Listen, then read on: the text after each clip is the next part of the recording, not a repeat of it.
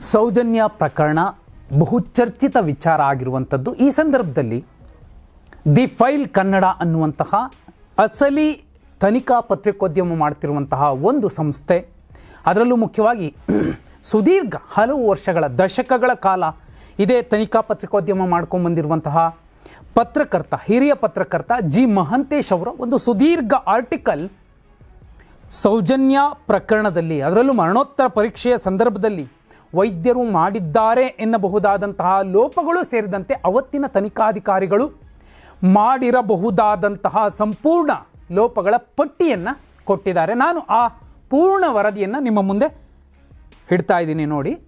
ತುಂಬ ಸ್ಪಷ್ಟವಾಗಿ ಹೇಳಿದ್ದಾರೆ. ಉಜಿರೆಯ ಕುಮಾರಿ ಸೌಜನ್ಯಾಳ ಮರಣೋತ್ತರ ಪರೀಕ್ಷೆ ನಡೆಸಿದ್ದ ವೈದ್ಯರಾದ ಡಾಕ್ಟರ್ ರಶ್ಮಿ ಮತ್ತು ಡಾಕ್ಟರ್ ಆದಮ್ ಉಸ್ಮಾನ್ ಅವರಿಬ್ಬರ ವಿರುದ್ಧ ಆರೋಪಗಳನ್ನು CBI ತನಿಖಾ ಸಂಸ್ಥೆಯು ದೃಢಪಡಿಸಿದ್ದರೂ ಇಲಾಖಾ ವಿಚಾರಣೆಯಲ್ಲಿ ಆ ಎಲ್ಲ ದೃಢಪಟ್ಟ ಅಂಶಗಳನ್ನು ತಳ್ಳಿ ಹಾಕಿರುವಂಥದ್ದು RTI ಅಡಿ ಪಡೆದಿರುವ ದಾಖಲೆಗಳ ಮೂಲಕ ದಿ ಫೈಲ್ ಇದೀಗ ಹೊರಗೆಡವುತ್ತಿದೆ. ನಾನು ಈ ಆರ್ಟಿಕಲ್ನ ಲಿಂಕನ್ನು ಕೂಡ ಡಿಸ್ಕ್ರಿಪ್ಷನ್ನಲ್ಲಿ ಹಾಕಿರ್ತೀನಿ, ನೀವು ನೋಡಬಹುದು. ತುಂಬ ಮುಖ್ಯವಾಗಿ ಕುಮಾರಿ ಸೌಜನ್ಯಾಳ ಮರಣೋತ್ತರ ಪರೀಕ್ಷೆಗೂ ಮುನ್ನ ವಿಸೇರ ಸಂಗ್ರಹಿಸಲು ಪೊಲೀಸರು ಸೂಚನಾ ಪತ್ರದಲ್ಲಿ ಕೋರಿಕೆಯನ್ನೇ ಸಲ್ಲಿಸಿರಲಿಲ್ಲ ಎಂಬ ಅಂಶವನ್ನು ಆಪಾದಿತ ವೈದ್ಯರ ಪೈಕಿ ಡಾಕ್ಟರ್ ಆದಮ್ ಉಸ್ಮಾನ್ ಅವರು ವಿಚಾರಣೆ ವೇಳೆ ದಾಖಲಿಸಿದ್ದ ಹೇಳಿಕೆ ಬಹಿರಂಗವಾಗಿದೆ. ಸೌಜನ್ಯ ಮರಣೋತ್ತರ ಪರೀಕ್ಷೆ ಪ್ರಕ್ರಿಯೆಯಲ್ಲಿ ಲೋಪ ಎಸಗಿದ್ದಾರೆ ಎಂದು ಆರೋಪಿಸಿದ್ದ CBI ತನಿಖಾ ಸಂಸ್ಥೆಯು ಆಪಾದಿತ ವೈದ್ಯರಿಬ್ಬರ ವಿರುದ್ಧ ಉಗ್ರ ದಂಡನೆಯನ್ನು ವಿಧಿಸಬೇಕು ಎಂದು ಶಿಫಾರಸು ಮಾಡಿತ್ತು. ಖುದ್ದು CBIಯೇ ಮಾಡಿರುವಂತಹ ಶಿಫಾರಸ್ಸಿದು. ಈ ಶಿಫಾರಸ್ಸಿನ ಅನುಷ್ಠಾನ ಆಗಿದೆಯೇ ಇಲ್ಲವೇ ಎಂಬ ಕುರಿತು ದಿ ಫೈಲ್ RTIನಲ್ಲಿ ಸಮಗ್ರ ಕಡತವನ್ನು ಕೇಳಿತ್ತು. ಇದೀಗ ಸರ್ಕಾರವು 438 ಪುಟಗಳ ಕಡತವನ್ನು ಒದಗಿಸಿದೆ. ಅವತ್ತಿನ ಸರ್ಕಾರ 2018, 2012, 2018 ಮಧ್ಯೆ ಏನೆಲ್ಲ ಆಯಿತು, ಅವತ್ತಿನ ವ್ಯವಸ್ಥೆ ಸೌಜನ್ಯಗೆ ಯಾವ ರೀತಿ ನಡೆಸ್ಕೊಂತು ಅನ್ನೋದನ್ನು ಇಂಚಿಂಚಾಗಿ ಈ ಆರ್ಟಿಕಲ್ ಸ್ಪಷ್ಟವಾಗಿ ಹೇಳಿದೆ. ನೋಡಿ, CBI ಕೇಂದ್ರ ಸರ್ಕಾರದ ಅಧೀನದಲ್ಲಿದ್ದು ಧರ್ಮಸ್ಥಳದ ಸೌಜನ್ಯ ಪ್ರಕರಣದಲ್ಲಿ ಆರೋಪಿಯನ್ನು ಖುಲಾಸೆ ಮಾಡಿದೆ. ಈಗ ಸುಪ್ರೀಂ ಕೋರ್ಟಿನ ವೆಚ್ಚ ಭರಿಸುವುದಾಗಿ BJP ರಾಜ್ಯಾಧ್ಯಕ್ಷ ವಿಜಯೇಂದ್ರ ಹೇಳುತ್ತಿದ್ದಾರೆ. ಪ್ರಕರಣ ಮೇಲ್ಮನವಿಗೆ ಸೂಕ್ತವಾಗಿದೆಯೇ ಎಂಬುದನ್ನು ಸೌಜನ್ಯ ತಾಯಿ ನಿರ್ಧರಿಸಿ ಮುಂದಿನ ನಿರ್ಧಾರ ತೆಗೆದುಕೊಳ್ಳಬೇಕು ಎಂದು ಈಗ ಮುಖ್ಯಮಂತ್ರಿ ಸಿದ್ದರಾಮಯ್ಯ ಅವರು ಹೇಳಿಕೆ ನೀಡಿದರು.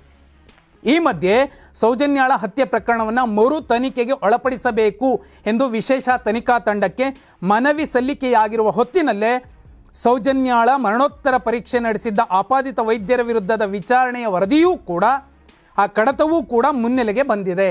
ಸ್ಫೋಟಕವಾದಂಥ ಒಂದು ಸಾಕ್ಷಿ ಸಿಕ್ಕಿರುವಂಥದ್ದು ಈ ಪ್ರಕರಣದಲ್ಲಿ. ಅಲ್ಲದೆ ಆರೋಪಿತ ಅಧಿಕಾರಿಗಳ ಆರೋಪಗಳ ಕುರಿತಾಗಿ ವಿಚಾರಣೆ ನಡೆಸಿದ್ದ ನಿವೃತ್ತ ಜಿಲ್ಲಾ ನ್ಯಾಯಾಧೀಶರ ನೇತೃತ್ವದ ಇಲಾಖೆಯ ವಿಚಾರಣೆಯು ವೈದ್ಯರಿಬ್ಬರ ವಿರುದ್ಧದ ಆರೋಪಗಳನ್ನು ಸಾಬೀತುಪಡಿಸುವಲ್ಲಿ ವಿಫಲವಾಗಿದೆ. ಅಲ್ಲದೆ ಸೌಜನ್ಯಾಳ ಹಸ್ತದ ಹಿಂಬದಿಯಲ್ಲಿ ಗಾಯದ ಗುರುತುಗಳಿದ್ದವು ಎಂದು CBI ಮಾಡಿದ್ದ ಆರೋಪವನ್ನು ವೈದ್ಯ ಡಾಕ್ಟರ್ ಆದಮ್ ಉಸ್ಮಾನ್ ಅವರು ಒಪ್ಪಿಲ್ಲ. ಅಲ್ಲದೆ ಯಾವುದೇ ಗುರುತುಗಳಿರಲಿಲ್ಲ ಎಂದು ಪ್ರತಿಪಾದಿಸುವ ಮೂಲಕ CBI ತನಿಖೆಯ ಅಂಶವನ್ನು ಪ್ರಶ್ನಿಸಿರುವುದು ಕಡತದ ಹಾಳೆಗಳಿಂದ ಗೊತ್ತಾಗಿದೆ. ಆಪಾದಿತ ವೈದ್ಯರು ಕುಮಾರಿ ಸೌಜನ್ಯಾಳ ಮರಣೋತ್ತರ ಪರೀಕ್ಷೆಯ ಪ್ರಕ್ರಿಯೆಯಲ್ಲಿ ಯಾವುದೇ ತಪ್ಪು ಎಸಗಿಲ್ಲ, ಈ ಇಬ್ಬರೂ ವೈದ್ಯರು ತಪ್ಪೆಸಗಿದ್ದಾರೆ ಎಂಬ ತೀರ್ಮಾನಕ್ಕೆ ಬರಲು ಪರಿಗಣಿಸಿರುವ ಅಂಶಗಳನ್ನು ಒಪ್ಪಲು ಸಾಧ್ಯವಿರುವುದಿಲ್ಲ ಎಂದು ಇಲಾಖೆಯ ವಿಚಾರಣಾಧಿಕಾರಿಯವರ ಅಭಿಪ್ರಾಯ ವ್ಯಕ್ತಪಡಿಸಿರುವುದು ಕಡತದ ಹಾಳೆಗಳಿಂದ ತಿಳಿದು ಬಂದಿದೆ. ಹಾಗೆಯೇ ಈ ಇಬ್ಬರು ವೈದ್ಯರ ವಿರುದ್ಧ ಉಗ್ರ ದಂಡನೆಯನ್ನು ವಿಧಿಸಬೇಕು ಎಂದು CBI ಮಾಡಿದ್ದ ಶಿಫಾರಸ್ಸಿನಲ್ಲಿನ ಅಂಶಗಳಿಗೂ ಮತ್ತು ಇಲಾಖೆ ವಿಚಾರಣೆಯ ಅಧಿಕಾರಿಗಳ ವಿಚಾರಣೆಯ ವರದಿಯಲ್ಲಿನ ಅಂಶಗಳಿಗೂ ತಾಳೆಯಾಗದಿರುವುದು ಮೇಲ್ನೋಟಕ್ಕೆ ಕಂಡುಬಂದಿದೆ. ಈ ಕಡತವು ಈ ಹಿಂದಿನ ಸಚಿವ B ಶ್ರೀರಾಮುಲು, ಆರೋಗ್ಯ ಸಚಿವರಾಗಿದ್ದಂತಹ B ಶ್ರೀರಾಮುಲು, ಈಗಿನ ಆರೋಗ್ಯ ಸಚಿವ ದಿನೇಶ್ ಗುಂಡೂರಾವ್ ಅವರಿಗೂ ಸಲ್ಲಿಕೆಯಾಗಿತ್ತು. ಇಲಾಖೆ ವಿಚಾರಣೆ ವರದಿಯನ್ನು ಒಪ್ಪಬಹುದು ಎಂದು ಇಲಾಖೆಯ ಆಯುಕ್ತರು ಅಭಿಪ್ರಾಯ ನೀಡಿದ್ದರು. ಹಾಗಿದ್ರೆ CBI ಮಾಡಿದ್ದಂತಹ ದೋಷಾರೋಪ ಏನು? ಶವ ಪರೀಕ್ಷೆ ಮಾಡುವಾಗ ಪರೀಕ್ಷೆಗೆ ಅಗತ್ಯವಿರುವಷ್ಟು ವೆಜಿನೈಲ್ ಸ್ವ್ಯಾಬ್ಸ್ ಅನ್ನು ತೆಗೆಯದೆ DNA ಪರೀಕ್ಷೆಯು ಅಪೂರ್ಣವಾಗುವಂತೆ ಮಾಡಲಾಗಿದೆ. ಹೊಟ್ಟೆಯಲ್ಲಿ ಜೀರ್ಣವಾಗದ ಹಾಗೂ ಸಣ್ಣ ಕರುಳಿನಲ್ಲಿ ಅರ್ಧಂಬರ್ಧ ಜೀರ್ಣವಾಗಿರುವ ಆಹಾರವಿದೆ ಎಂದು ತಪ್ಪು ಮಾಹಿತಿ ನೀಡಿರುವುದು. ವಿಸೇರ ಸಂಗ್ರಹಣೆ ಅಂದರೆ ಹೊಟ್ಟೆ ಮತ್ತು ಅದರಲ್ಲಿರುವಂತಹ ಪದಾರ್ಥ, ಲಿವರ್, ಕಿಡ್ನಿ ಇತ್ಯಾದಿ ಅದರಲ್ಲಿನ ಅಂಶಗಳೇನಿತ್ತು ಅಂಥದ್ದನ್ನು ತೆಗೆದುಕೊಳ್ಳುವಂತಹ ಸಂದರ್ಭದಲ್ಲಿ ಸಮರ್ಪಕವಾಗಿ ಆ ಪರೀಕ್ಷೆಯನ್ನು ಮಾಡಿರಲಿಲ್ಲ ಎಂಬುದು CBIನ ದೋಷಾರೋಪ ಆಗಿತ್ತು ಅನ್ನುವಂಥದ್ದು ಈ ಆರ್ಟಿಕಲ್ನಲ್ಲಿ ಸ್ಪಷ್ಟವಾಗಿದೆ. ಆದರೆ ಒಂದು ಅನುಮಾನ ಬರುವಂಥದ್ದು, ಆಕೆ ಆ ದಿನ ಉಪವಾಸ ಇದ್ಲು ಅನ್ನುವಂಥದ್ದು ಕೂಡ ಬಹು ಚರ್ಚಿತ ವಿಚಾರ. ಇನ್ನು ನೋಡಿ, ಕುಮಾರಿ ಸೌಜನ್ಯಾರ ಬಲಹಸ್ತದ ಹಿಂಬದಿಯಲ್ಲಿ ವೃತ್ತಾಕಾರದ ಕಣ್ಣಿಗೆ ಕಾಣಿಸುವ ಗಾಯದ ಗುರುತಿದ್ದರೂ ಸಹ ಮರಣೋತ್ತರ ಪರೀಕ್ಷೆಯಲ್ಲಿ ಅದನ್ನು ನಮೂದಿಸದೇ ಇರುವುದು, ಸೌಜನ್ಯಾರ ಕುತ್ತಿಗೆ ಬಿಗಿದ ಗುರುತಿರುವ ಜಾಗದ ಚರ್ಮದ ತುಣುಕುಗಳನ್ನು ಹಿಸ್ಟೋಪೆಥಾಲಜಿ ಪರೀಕ್ಷೆಗೆ ಕಳಿಸಿಲ್ಲ ಎಂದು CBI ತನಿಖಾ ಸಂಸ್ಥೆಯ ಇಬ್ಬರು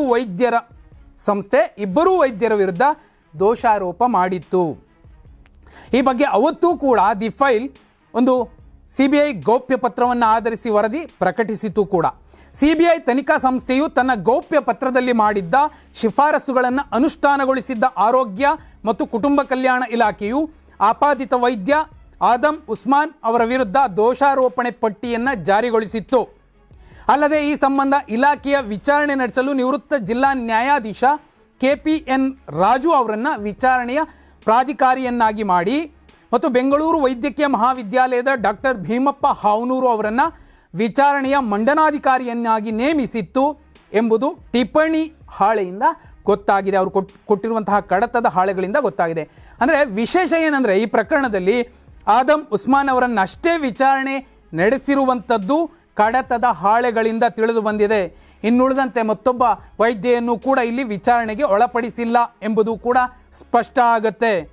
ನೋಡಿ, ಈ ಸಂದರ್ಭ ಆಪಾದಿತ ವೈದ್ಯ ಆದಮ್ ಉಸ್ಮಾನ್ ಅವರು ಏನು ಹೇಳಿದ್ರು, ಶವಪರೀಕ್ಷೆ ಮಾಡುವಾಗ ಅಗತ್ಯವಿರುವಷ್ಟು ಪ್ರಮಾಣದ ವೈಜಿನಲ್ ಸ್ವಾಬ್ ತೆಗೆದು DNA ಪರೀಕ್ಷೆಗೆ ಕಳಿಸಲಾಗಿತ್ತು. ಅಗತ್ಯ ಪ್ರಮಾಣದ ವಿಜಿನಲ್ ಸ್ವಾಬ್ ಕಳಿಸಿಲ್ಲ ಎಂದು DNA ವರದಿಯಲ್ಲಿ ತಿಳಿಸಿಲ್ಲ. ಸಾಕ್ಷಿದಾರರೂ ಸಹ ಅವರ ಹೇಳಿಕೆಯಲ್ಲಿ ಈ ಬಗ್ಗೆ ಯಾವುದೇ ಆರೋಪ ಮಾಡಿಲ್ಲ ಮತ್ತು ಆರೋಪ ಸಮರ್ಥಿಸುವ ಸಾಕ್ಷ್ಯಾಧಾರದ ದಾಖಲೆ ಒದಗಿಸಿಲ್ಲ ಎಂದು ಸಮರ್ಥಿಸಿಕೊಂಡಿರುವುದು ಟಿಪ್ಪಣಿಯಲ್ಲಿ ಆ ಕಡತಗಳಿಂದ ಸಿಕ್ಕಿರುವಂತಹ ಮಾಹಿತಿಯಲ್ಲಿ ಲಭ್ಯವಾಗಿದೆ ಅನ್ನೋದನ್ನು ದಿ ಫೈಲ್ ಸ್ಪಷ್ಟವಾಗಿ ಹೇಳಿದೆ. ಹಾಗಿದ್ರೆ ತಪ್ಪು ಮಾಹಿತಿ ನೀಡೇ ಇಲ್ವಾ ಇಲ್ಲಿ ಅನ್ನೋದು ಮುಖ್ಯ ಆಗುತ್ತೆ. ಮರಣೋತ್ತರ ಪರೀಕ್ಷೆಯಲ್ಲಿ ಮೃತ ಹೊಟ್ಟೆಯಲ್ಲಿ ಜೀರ್ಣವಾದ ಹಾಗೂ ಸಣ್ಣ ಕರುಳಿನಲ್ಲಿ ಅರ್ಧಂಬರ್ಧ ಜೀರ್ಣವಾಗಿರುವ ಆಹಾರವಿರುತ್ತದೆ ಎಂಬುದಾಗಿ ತಿಳಿಸಿರುವುದು ನಿಜವಿರುತ್ತದೆ. ಇಬ್ಬರು ವೈದ್ಯಾಧಿಕಾರಿಗಳು ಇದನ್ನು ಪರಿಶೀಲಿಸಿಯೇ ಈ ಮಾಹಿತಿಯನ್ನು ನೀಡಿರುತ್ತೇವೆ.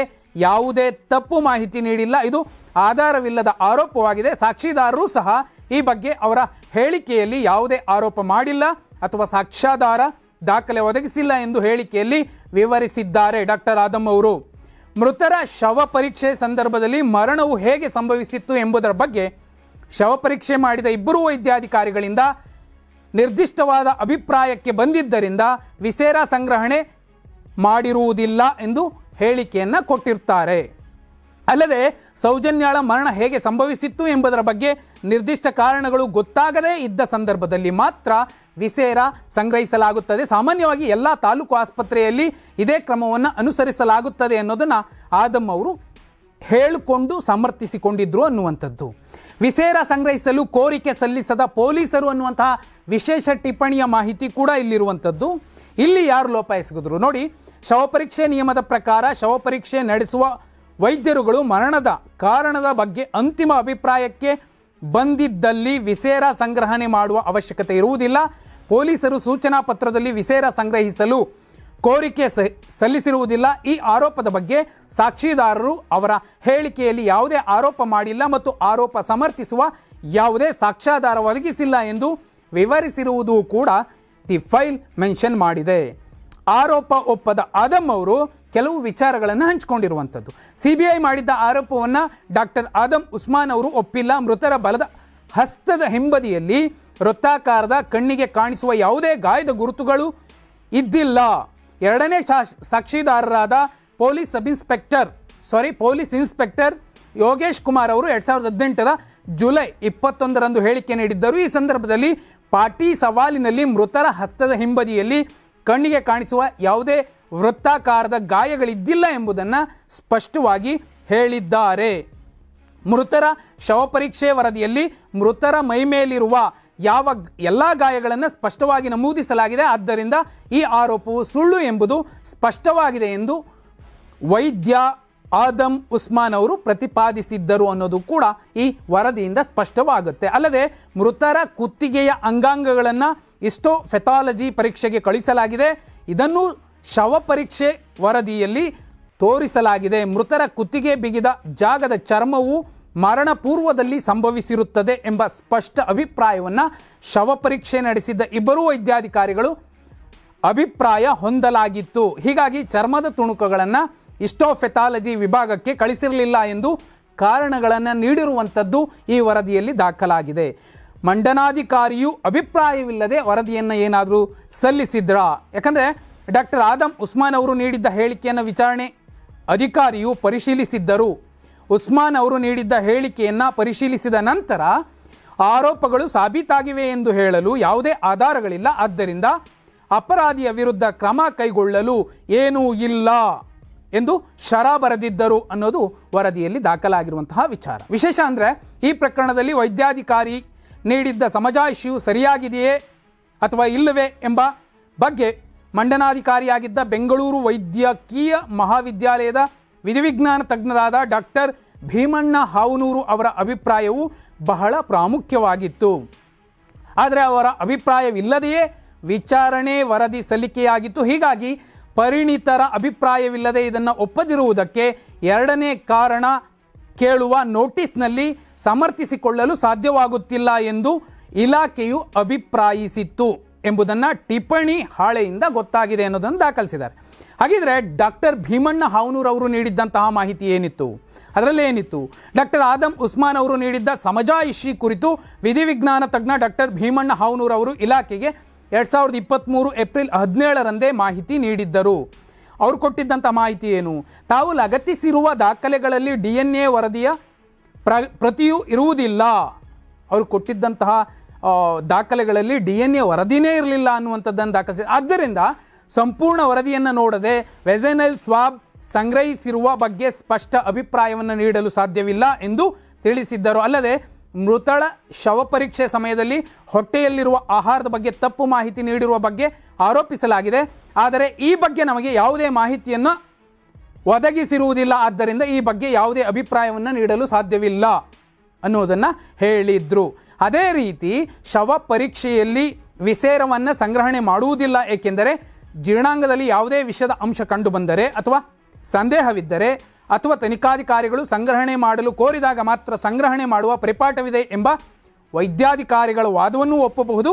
ಈ ಪ್ರಕರಣದಲ್ಲಿ ಮೃತಳ ಬಲಹಸ್ತದ ಹಿಂಬದಿಯಲ್ಲಿ ಇದ್ದ ಗಾಯದ ಬಗ್ಗೆ ತಾವು ಒದಗಿಸಿರುವ ದಾಖಲೆಗಳಲ್ಲಿ ಫೋಟೋ ಮತ್ತು PM ಪ್ರತಿ ಎಲ್ಲೂ ಒದಗಿಸಿರುವುದಿಲ್ಲ. ಆದ್ದರಿಂದ ಈ ಬಗ್ಗೆ ಯಾವುದೇ ಅಭಿಪ್ರಾಯವನ್ನು ನೀಡಲು ಸಾಧ್ಯವಿಲ್ಲ. ದಾಖಲೆಗಳನ್ನೇ ಸರಿಯಾಗಿ ಕೊಡದೆ ಭೀಮಣ್ಣ ಅವರ ಬಳಿ ವರದಿಯನ್ನು ಕೇಳಿರುವಂಥದ್ದು ಸ್ಪಷ್ಟವಾಗಿ ಕಾಣಿಸುತ್ತೆ. ಪಾಪ ಅವರೇನು ಮಾಡ್ತಾರೆ? ಹಾಗೆಯೇ ಮೃತಳ ಕುತ್ತಿಗೆಯ ಅಂಗಾಂಗಗಳನ್ನು ಹಿಸ್ಟೋಪೆಥಾಲಜಿ ಪರೀಕ್ಷೆಗೆ ಎಲ್ಲ ಪ್ರಕರಣದಲ್ಲಿ ಕಳುಹಿಸುವುದು ಅಗತ್ಯವಿರುವುದಿಲ್ಲ. ಯಾವುದೇ ಪ್ರಕರಣದಲ್ಲಿ ಕುತ್ತಿಗೆ ಗಾಯ ಅಥವಾ ಒತ್ತಡ ಉಂಟಾಗಿರುವ ಕುರಿತು ಸಂದೇಹವಿದ್ದು ಶವ ಪರೀಕ್ಷೆ ಸಮಯದಲ್ಲಿ ಅದು ಸ್ಪಷ್ಟವಾಗಿ ಕಾಣದಿದ್ದರೆ ಅಂತಹ ಪ್ರಕರಣದಲ್ಲಿ ಹಿಸ್ಟೋಪೆಥಾಲಜಿ ವಿಭಾಗಕ್ಕೆ ಕುತ್ತಿಗೆಯ ಭಾಗವನ್ನು ಕಳಿಸಬಹುದಾಗಿದೆ. ಈ ಪ್ರಕರಣದಲ್ಲಿ ಮೃತಳ ಕುತ್ತಿಗೆಯ ಬಿಗಿದ ಬಗ್ಗೆ ಸ್ಪಷ್ಟ ಅಭಿಪ್ರಾಯವಿದ್ದು ಯಾವುದೇ ಗೊಂದಲ ಇಲ್ಲದ ಕಾರಣ ಅದನ್ನು ಕಳಿಸಿಲ್ಲ ಎಂಬ ವೈದ್ಯಾಧಿಕಾರಿಗಳ ವಾದವನ್ನೂ ಕೂಡ ಒಪ್ಪಬಹುದು ಅಂತ ಹೇಳಿದ್ದಾರೆ. ಮತ್ತೊಂದು ವಿಶೇಷ ಏನಂದರೆ ಮಂಡನಾಧಿಕಾರಿಗಳು ಈ ಲೇಖನದಲ್ಲಿ ಲಿಖಿತವಾದವನ್ನು ಮಂಡಿಸಿರುವುದಿಲ್ಲ ಅನ್ನೋದನ್ನು ಕೂಡ ದ ಫೈಲ್ ಸ್ಪಷ್ಟವಾಗಿ ಹೇಳಿದೆ. ಈ ಪ್ರಕರಣದಲ್ಲಿ ಮಂಡನಾಧಿಕಾರಿಗಳು ತನ್ನ ವಾದವನ್ನು ವಿಚಾರಣಾಧಿಕಾರಿಗಳಿಗೆ ಹೇಳಿಕೆ ಮೂಲಕ ಮಂಡಿಸಿದ್ದಾರೆಯೇ ವಿನಃ ಲಿಖಿತ ರೂಪದಲ್ಲಿ ನೀಡಿರುವುದಿಲ್ಲ. ಅದನ್ನು ವಿಚಾರಣಾಧಿಕಾರಿಗಳು ಒಪ್ಪಿಕೊಂಡಿರುವುದರಿಂದ ಲಿಖಿತವಾದ ಮಂಡಿಸಬೇಕಾದ ಯಾವ ನಿಯಮಗಳೂ ಸ್ಪಷ್ಟವಾಗಿ ವಿವರಿಸಿರುವುದಿಲ್ಲ ಎಂದು ಟಿಪ್ಪಣಿ ಹಾಳೆಯಲ್ಲಿ ಉಲ್ಲೇಖಿಸಿರುವುದು ಗೊತ್ತಾಗಿದೆ ಅನ್ನೋದನ್ನು ದ ಫೈಲ್ ಹೇಳಿದೆ. ಅಷ್ಟೇ ಅಲ್ಲ, ಪರಿಣತರ ಅಭಿಪ್ರಾಯ ಪಡೆದು ಅದರಲ್ಲಿ ಆಪಾದಿತ ಸಮಜಾಯಿಷಿ ತಪ್ಪೆಂದು ಕಂಡುಬಂದಲ್ಲಿ ಆಗ ಯಾವ ಕಾರಣಗಳಿಗಾಗಿ ವಿಚಾರಣೆ ವರದಿಯನ್ನು ಒಪ್ಪುತ್ತಿಲ್ಲ ಎಂಬ ಕಾರಣಗಳನ್ನು ವಿವರವಾಗಿ ವಿವರಿಸಲು ಸಾಧ್ಯವಾಗಲಿದೆ. ಹೀಗಾಗಿ ಮಂಡನಾಧಿಕಾರಿ ಅಥವಾ ಬೇರೆ ವಿಧಿವಿಜ್ಞಾನ ತಜ್ಞರ ಅಭಿಪ್ರಾಯ ಪಡೆಯಬೇಕು ಎಂದು ಇಲಾಖೆ ಅಧಿಕಾರಿಗಳು ಟಿಪ್ಪಣಿ ಹಾಳೆಯಲ್ಲಿ ಆದೇಶ ಕೋರಿದ್ದರು. ಇಷ್ಟೆಲ್ಲ ಆದಾಗ್ಯೂ ಕೂಡ ಅವತ್ತಿನ ಆರೋಗ್ಯ ಸಚಿವ ಶ್ರೀರಾಮುಲು ಅವರು ಆನಂತರ ಬಂದಂತಹ ಸರ್ಕಾರಗಳು ಮತ್ತೊಂದು ಸುತ್ತಿನಲ್ಲಿ ಈ ಕಡೆ ತಲೆ ಹಾಕಿ ಮಲಗಿಲ್ಲ ಅನ್ನುವಂಥದ್ದು ಈ ವರದಿಯಿಂದ ಆರ್ಟಿಕಲ್ನಿಂದ ಸ್ಪಷ್ಟವಾಗುತ್ತೆ. ನೋಡಿ, ಇಡೀ ವ್ಯವಸ್ಥೆ ಎಷ್ಟು ಸಾಧ್ಯವೋ ಅಷ್ಟು ಅಲ್ಲಲ್ಲಿ ನೋಡಿ. ಈ ಪ್ರಕರಣದಲ್ಲಿ ಎಮೋಷನ್ಸ್ ಅಲ್ಲ, ಎವಿಡೆನ್ಸ್ ಮುಖ್ಯ ಆಗುತ್ತೆ. ಆ ಎವಿಡೆನ್ಸ್, ಆ ದಾಖಲೆಗಳನ್ನು, ಆ ಪ್ರತಿಗಳನ್ನೇ ಸರಿಯಾಗಿ ಕೊಡದೆ ವಿಧಿವಿಜ್ಞಾನ ಪರಿಣತರಿಂದ ವರದಿ ಪಡೆಯುವಂಥದ್ದು ಮತ್ತು ಆರೋಪಿತ ವೈದ್ಯರ ತಪ್ಪು ಒಪ್ಪುಗಳನ್ನು ಲೆಕ್ಕ ಹಾಕುವಂಥದ್ದು ಸಾಧ್ಯವಾಗೋದಿಲ್ಲ. ಎಷ್ಟು ಸಾಧ್ಯವೋ ಅಷ್ಟು ಕಡೆ ಸೌಜನ್ಯ ಪ್ರಕರಣದಲ್ಲಿ ಒಂದಷ್ಟು ಲೋಪಗಳು ಎಸಗಿರುವಂಥದ್ದನ್ನು CBI ಕೂಡ ಸ್ಪಷ್ಟವಾಗಿ ಹೇಳಿತ್ತು. ಆ ನಂತರದ ಇಲಾಖೆಯ ವಿಚಾರಣೆಯ ವರದಿ ಕೂಡ ಅಂಥದ್ದೇ ಸುಳಿವನ್ನು ಕೊಡ್ತಿದೆ. ಯಾಕಂದರೆ ಅವ್ರಿಗೆ ದಾಖಲೆಗಳನ್ನೇ ಕೊಟ್ಟಿರಲಿಲ್ಲ ಅನ್ನೋದಾದರೆ ಸೌಜನ್ಯಗೆ ನ್ಯಾಯ ಸಿಗಲೇಬಾರದು ಅನ್ನುವಂತಹ ಲೆಕ್ಕಾಚಾರದಲ್ಲಿ ಒಂದು ಹಂತಕ್ಕೆ ವ್ಯವಸ್ಥೆ ನಿಂತು ಬಿಟ್ಟಿತ್ತ. ಇದರಲ್ಲಿ ಯಾರು ತಪ್ಪಿದೆ ಯಾರು ಸರಿ ಇದೆ ಗೊತ್ತಿಲ್ಲ, ಆದರೆ ವ್ಯವಸ್ಥೆ ಒಂದು ಹಂತಕ್ಕೆ ಹಾಗೆ ನಿಂತದ್ದು ಮೇಲ್ನೋಟಕ್ಕೆ ಕಾಣುತ್ತದೆ ಅನ್ನೋದು ದ ಫೈಲ್ ವರದಿಯಲ್ಲೂ ಕೂಡ ಸ್ಪಷ್ಟವಾಗಿ ದಾಖಲಾಗಿದೆ. ಈಗಲಾದರೂ ಸೌಜನ್ಯ ಅನ್ನುವಂತಹ ಹೆಣ್ಣು ಮಗಳಿಗೆ ನ್ಯಾಯ ಸಿಗಬಹುದು ಅನ್ನೋ ನಿರೀಕ್ಷೆಯಲ್ಲಿ ಎಲ್ಲರೂ ಕೂಡ ಇದ್ದಾರೆ.